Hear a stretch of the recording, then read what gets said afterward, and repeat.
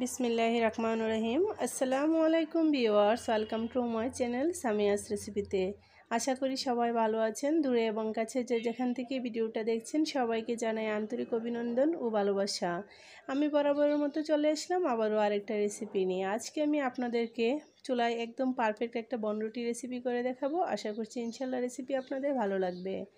যাদের কাছে রেসিপি ভালো লাগবে তারা অবশ্যই চ্যানেল সাবস্ক্রাইব করে পাশে থাকবেন আর ভিডিও বেশি করে ফ্রেন্ডস ফ্যামিলির সাথে শেয়ার করে নেবেন। তাহলে চলুন দেখা যাক মূল রেসিপিটা। প্রথমে আমি বনরুটি বানানোর জন্য নিয়ে নিলাম এখানে 1 কাপ কুসুম গরম দুধ, দিয়ে দিচ্ছি স্বাদ মতো লবণ আর দিয়ে দেব 1 চা চামচ ইস্ট আর দিয়ে দিচ্ছি এখানে আমি 3 টেবিল চামচ চিনি। তো এখানে আপনারা যদি বানটা একটু মিষ্টি খেতে চান চিনির পরিমাণটা বাড়িয়ে দেবেন। তো এখন সমস্ত উপকরণ মিশিয়ে নিয়েছি। এই পর্যায়ে অ্যাড করে নিচ্ছি আমি এখানে 1.5 কাপ আটা। অল্প অল্প আটা দিয়ে আমি একটা ডো বানিয়ে নেব। এই পর্যায়ে ডোটাকে বেশি হার্ড করা যাবে না, একটু নরম করে ডোটা তৈরি করে নিতে হবে। ডোটাকে আরেকটু সফট করার জন্য দিয়ে দিচ্ছি এখানে 2 টেবিল চামচ সয়াবিন তেল। তেলটা দিয়ে আমি হাত দিয়ে ভালো করে আটার ডোটাকে মথে নেব। বান বানানোর জন্য ডোটাকে যত বেশি মাখানো হবে বানগুলো ততটাই সফট হবে। এখন আমি রেস্টে রেখে দিচ্ছি 1 ঘন্টা। ফিরে আসছি 1 ঘন্টা পর। এখন ঢাকনা খুলে দেখে নিচ্ছি যে ডোটা অ্যাক্টিভ হয়েছে কিনা। মাশাআল্লাহ ফুলে একদম ডাবল হয়ে গিয়েছে। তো এখন হাত দিয়ে চেপে এর ভিতর থেকে হাওয়াটা বের করে নিচ্ছি। তারপর আবারও একটা বুটের মধ্যে নিয়ে আমি হাত দিয়ে ভালো করে ডলে ডলে 3 থেকে 4 মিনিট মথে নেব। পান বানানোর জন্য এই কাজটা অবশ্যই করতে হবে, তাহলে বানটা সফট হবে।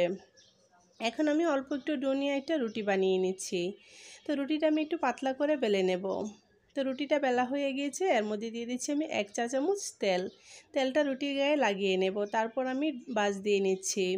এই বান বানানোর রেসিপিটা খুবই সহজ আর অল্প সময়ে গ্যাসের চুলায় আপনারা মাত্র 10 মিনিটই বানিয়ে নিতে পারবেন। বিকেলের নাস্তায় চায়ের সাথে ঝটপট এই রেসিপিটা তৈরি করে নিতে পারেন। আমরা পরোটা বানানোর জন্য যেভাবে বাজ দিয়ে নিই প্রথমে আমি সেইভাবে দিয়ে নিলাম। তারপর প্রথম এক পাশ থেকে এভাবে ঘুরিয়ে ঘুরিয়ে আমি একটু রোল শেপ করে নিচ্ছি। তারপর অপর প্রান্তে একটু পানি লাগিয়ে আমি এটা সিল করে নেব। আপনারা যদি সেম রেসিপিতে এই বানগুলা বাসায় ট্রাই করেন আশা করছি ইনশাল্লাহ আমার মতো পারফেক্ট বান আপনারাও বাসায় বানাতে পারবেন।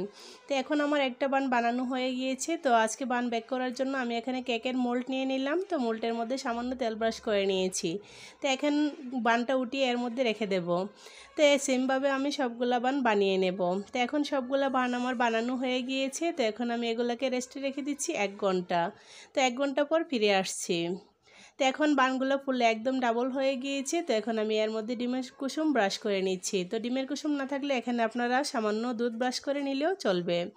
তো আমি একটা চামচ দিয়ে ডিমের কুসুমটা লাগিয়ে নিচ্ছি। তো ডিমের কুসুম ব্রাশ করা হয়ে গিয়েছে। এখন বেক করার জন্য চুলাতে চলে যাচ্ছি। এদিকে চুলাতে একটা পাতিল বসিয়ে পাতিলের নিচে একটা পেপার দিয়ে দিলাম। তারপর আমি এটাকে 5 মিনিট প্রিহিট করে নিয়েছি। তো এখন বানের বাটিটা বসিয়ে দেব। তারপর ঢাকনা দিয়ে ডেকে চুলার আঁচটা মিডিয়াম টু লো হিটের মাঝামাঝি রেখে আমি এটাকে 10 মিনিট বেক করে নেব। বানটা বড় হলে এটা একটু বেক হতে সময় লাগবে। তো এখন আমি ঢাকনা দিয়ে ঢেকে দিলাম। ফিরে আসছি 10 মিনিট পর। ঢাকনা খুলে দেখে নিচ্ছি যে বানটা রেডি হয়েছে কি না। মাশাআল্লাহ খুব সুন্দর একটা কালার চলে এসেছে। তো বানটা রেডি হয়ে গিয়েছে। তো নামিয়ে আমি ঠান্ডা করে আপনাদেরকে ডিমোল্ড করে দেখাচ্ছি। তো এখন আমার বানটা ঠান্ডা হয়ে গিয়েছে। তো এখন প্রথমে আমি একটা ছুরি দিয়ে এটার চতুর্পাশে একটু ছাড়িয়ে নেব। তারপর আমি এটা ডিমোল্ড করে নিচ্ছি। আজকের এই রেসিপিটা আপনাদের কাছে কেমন লেগেছে অবশ্যই কমেন্টে জানাতে ভুলবেন না। আর রেসিপি ভালো লাগলে অবশ্যই একটা লাইক করে দেবেন। একটা লাইক আমাকে অনেক উৎসাহ দিয়ে পরবর্তী ভিডিও বানানোর জন্য। এরকম নরম তুলতুলে বনরুটি আপনারা গ্যাসের চুলায় মাত্র 10 মিনিটই বানিয়ে নিতে পারবেন। তাহলে বিকেলের নাস্তার জন্য আর টেনশন করতে হবে না। এখন একটা বনরুটি আপনাদের ভেঙে দেখিয়ে দিচ্ছি ভিতরটা কতটা স্পঞ্জি হয়েছিল। তো আমার চ্যানেলে এরকম নিত্য নতুন সহজ মজাদার রেসিপি পেতে আমার পাশে থাকবেন। আশা করছি আবার দেখা হবে অন্য কোনো নতুন রেসিপিতে। সেই পর্যন্ত সবাই ভালো থাকবেন, আমার জন্য দোয়া করবেন। আবারও চলে আসবো অন্য কোনো নতুন রেসিপি নিয়ে। সেই পর্যন্ত সবাই ভালো থাকবেন আর ভিডিও বেশি বেশি করে সবার সাথে শেয়ার করে নেবেন। ভিডিও দেখার জন্য সবাইকে ধন্যবাদ। আল্লাহ হাফেজ।